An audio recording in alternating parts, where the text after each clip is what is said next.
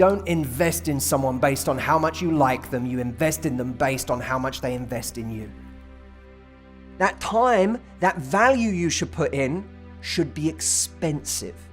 It should come at a high cost.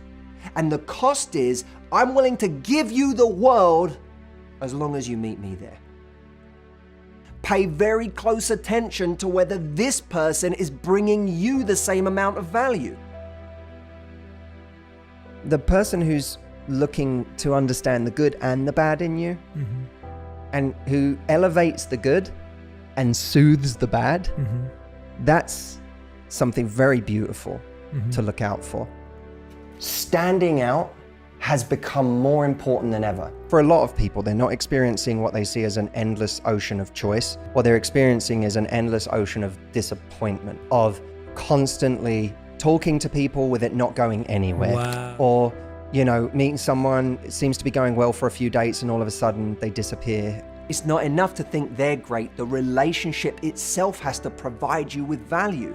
Because if you're with someone who's massively impressive, but the relationship itself does not bring you value, does not bring you joy, then you're in a world of suffering and pain, no matter how wonderful the person you're with is. And your reality isn't determined by how impressive they are, but how beautiful the ecosystem of the relationship is. That's what's going to determine your emotional reality, and your emotional reality is going to determine your happiness. Great relationships are an accumulation of little efforts over time.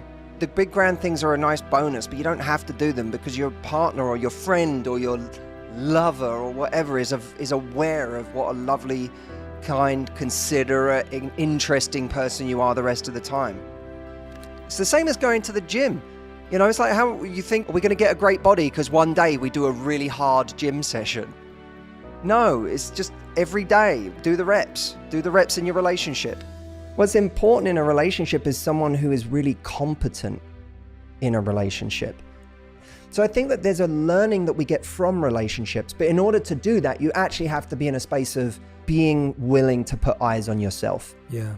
And in a constant student mindset, which most of us are not. You know, we do go into relationships, a lot of us, thinking we know it all. We learned it all from our last relationship. It's a cliche, but there's always another level. There are so many levels to life, and it fascinates me. Great relationships should help heal past wounds in some way, because it's two people who make each other feel safe, feel loved. But what we can't do is blame someone for not being able to handle our weapons. One of the biggest problems is people falling for people really quickly, falling in love too fast. Anyone can go on a date and dazzle for 5 minutes. And then if you don't get any more of that person, then they just feel dazzling. And when someone's only giving you 5% of their energy, it's really easy for them to remain mysterious and exciting. What's exciting about the beginning of a relationship is that we don't feel like we've fully figured each other out. Well, I want to see how you are in week 4. Yeah. Or I want to see how you are in month 3. Yeah.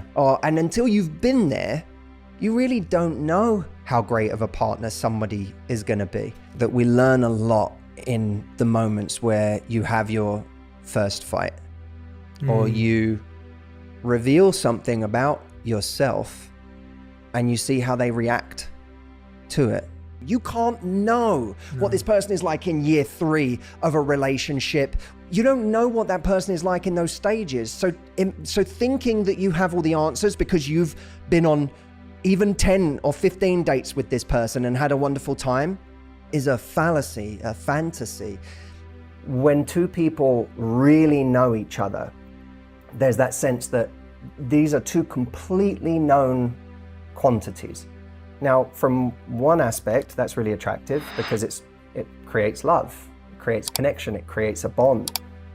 But from another perspective, there's that part of our mind that still wants to be challenged, that still wants to feel like there's something to do here. And one of the greatest ways to, I think it's a time-old question, how do we challenge someone in a relationship when we already know everything about each other and we already feel like we have each other? Could be reading a new book so that you have a different conversation to bring today. It could be learning a new skill. It could be performing well at something. Proust said the journey of discovery lies not in seeking new landscapes, but in seeing with new eyes. So many people expect their partner to be a mind reader. Yes. And they're not. And just giving them a blueprint of how to please you, of how to make you happy. We should be always paying attention to the things your partner says to you. I think one of the greatest things, the greatest values that keeps a relationship going is teamwork. And I mean not just the kind of teamwork of we're on a joint vision together, but the kind of teamwork that says we are a team in making each other as happy as possible. And if they tell you something, this is going to really please me if you do it, then you should be doing that thing. And if you're with someone that too many times in a row, you keep saying these things make me really happy when you do them, and they don't compromise your values, they're just effort. If you're in a relationship where someone doesn't do those things, then you have to start questioning, is this a teammate? I really don't like the idea that we have to be completely happy and enlightened and have everything figured out, and that's when the right person comes along. I think that's nonsense. We are always working on something. We're always going through some new problem, some new stage in our life that we weren't ready for. And we are going to do an awful lot of healing of who you can be. So I prefer, rather than thinking we have to be happy before we find someone, I prefer the idea that we have to be happy enough before we meet someone. Happy enough is a much better phrase, and it's a much more attainable goal. When you're happy enough, it means I'm happy enough. My life's not perfect, and I might not be truly happy all the time, but I'm happy enough with the way my life is today and with who I am today. I have never in my life met someone who is truly nice. I never met someone who is truly nice. I find that people who say they're nice are using it as a euphemism for being spineless, bending on their standards, never rocking the boat, compromising to everyone around them, being the lowest common denominator of any group they're in so as never to offend or inflame. Not only is that unimaginably boring, but it also describes someone who you don't know who you're dealing with. You don't know what they're really feeling. They're not honest about their feelings about other people. They're not honest about the things that aggravate them or annoy them in life. They tend to just keep things on an even keel the entire time. I think we should stop seeing it as some sort of noble word or some sort of noble human trait. What happens, by the way, to nice people, I find, they don't stay nice forever. They actually become bitter or resentful because they get angry at the world for treating them badly. Secondly, they get angry at themselves because they can't believe that they would allow themselves to be walked all over. They get angry that they allow people to step on them when they should be out there going and claiming what they want. I believe that kind people deserve the world. Kind people should be given every award. Kind people should be given every bit of recognition. Kind people make the world a better place, not nice people. I struggle with the concept that relationships should be easy. I don't have a single relationship that hasn't involved pain. I believe our life gets better in direct proportion to the number of difficult conversations we're willing to have. The choosing of a right partner is one of the most important decisions that we will ever make. Love at first sight is this great myth that we're supposed to meet someone, know that they're the one, and then we invest in them because they're the one.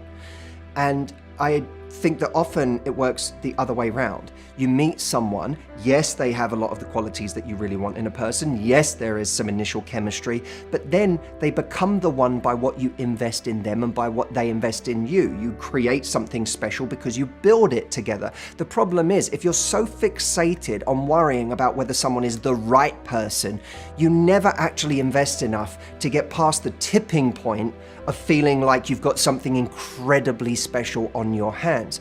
The goal of any relationship shouldn't be that the other person lives up to this pedestal that we've put them on. The goal should be a real connection with who that person really is. My challenge to you, and I want to take up this challenge myself as well, because it's not easy. When someone does something that doesn't fit with your exact version of them, again, ask yourself that question. Do I want a relationship with my idea of them, or do I want a relationship with the them that actually exists. This one is going to create much more depth. Slight changes in mindset essentially change our entire lives. Every ounce of our success and the opportunities we get can be determined by millimeter shifts in the difference in our mindset.